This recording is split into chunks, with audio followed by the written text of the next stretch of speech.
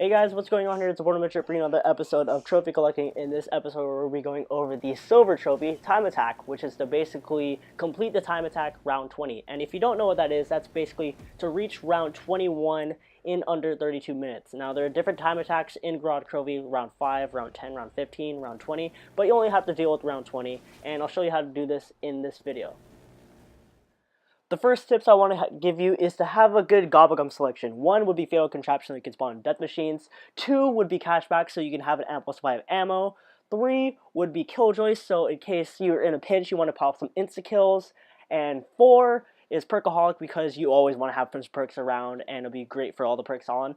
And 5 would be Wall Power, so you don't have to go for Pack-a-Punch, ammo, or boxes. And also Dead Nuclear Winter, so you can spawn in nukes if the rounds aren't going fast enough.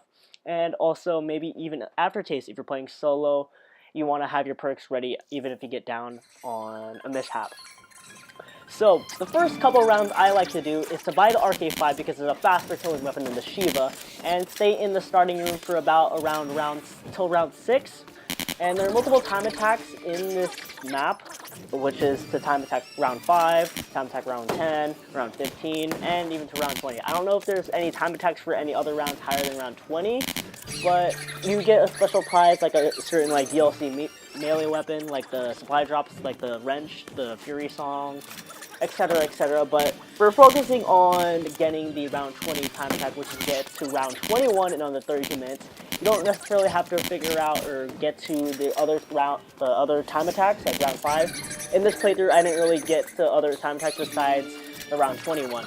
Now, the first step I like to do is to, obviously I said, go around 5 or 6, get the RK5, open some doors up, but you don't necessarily turn on the power. You can turn on the power because I have Perkaholic, so I don't really go for any perks, because right here in this instance, I would get Perkaholic right about here. So I'm good with perks. I don't really necessarily need to turn on the power. And the reason I said wall power would be either relying on wall weapons, and since they're Pack-a-Punch, you don't really have to turn on Pack-a-Punch because turning on Pack-a-Punch in this map will take way too much time if you're playing solo. If you're playing solo, you want to spend most of your time just killing zombies, speeding through the round, because if you do Pack-a-Punch solo, then it will be like 15 minutes or so just to do that, and you want to really speed through the rounds, get to round 20 as fast as possible.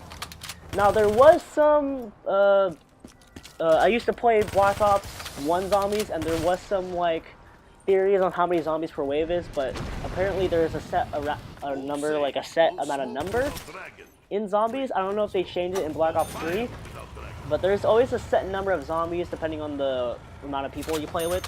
So if you're playing with 4 players, there are going to be more zombies in round 5.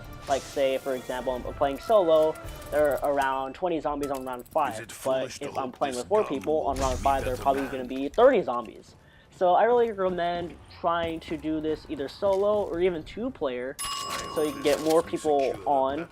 And really, what the recommendations I would like to use is, since you're going for wall weapons, I want to stay in the, let's say, the bunker area, because you want to leave one of the doors open, and the door behind me closest to the tank factory, if you're going to camp there, that is a great place to camp because zombies only come one way, which is right in front of you.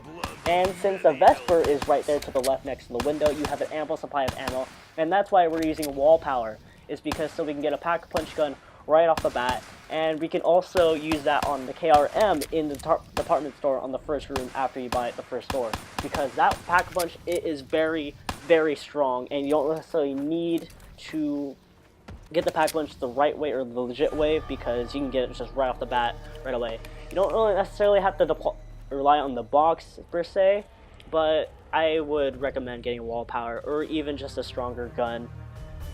You can even like go with, like I'd say, the Dingo or the Trickon. You can even get away with trying to not even pack a punch at all and just get double tap and Juggernaut and just be safe like that. But make sure when you're doing that strategy, make sure you get actually good guns, like I said previously, the Dingo, the Trickon, or the PPSH even. I forgot there was even in this map. But you obviously, when you're doing this, you need perks. You cannot do this like no perks at all, because that is just unrealistic to do. And since you're on a time limit, you want to get through these rounds as fast as possible.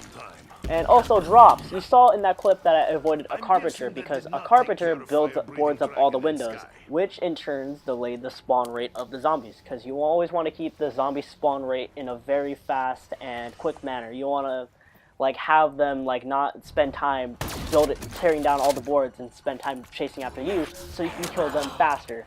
And so in turn that makes the zombies just like the rounds go quicker. If you get like a bunch of carpenters, the rounds will just go slower. That's why I also recommended you to get the Dead of Nuclear Winter Gobblegum, because if you feel like, wow, I'm on round 15 and it's already like what, 25 minutes, I need to get to speed these rounds up, but I don't see any zombies. If you don't see any zombies, and there's probably like maybe even a zombie glitch possibly, you can always just pick up a nuke and it'll just kill all the zombies in the map, and you can also get 400 points as well. But for points, if you're using Perkaholic and Wall Power, you don't necessarily have to worry about that if you're just going to kill zombies flat out and not buy any perks or whatever. Also, if you open up the doors, there's also the Guard of Fafnir right over there, so if you ran out of ammo per se, you can just use that and use the R2 button and to kill zombies if you're in a pinch.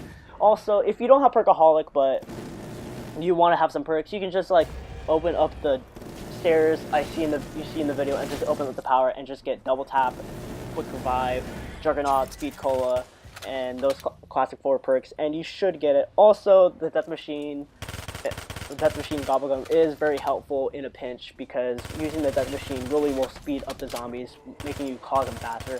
And Death Machine with double tap is very fast and is very doable in a way.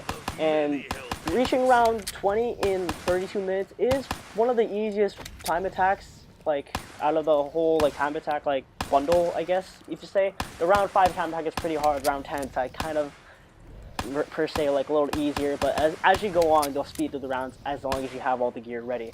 So that's basically it. Thank you guys for watching, and that's basically my tips and tricks on how to get the silver trophy time attacked, which is get the time attacked round 20 in Gorod Krovi. Thank you guys for watching. I've been the Bored Midget, and I'll see you guys in the next one. Later.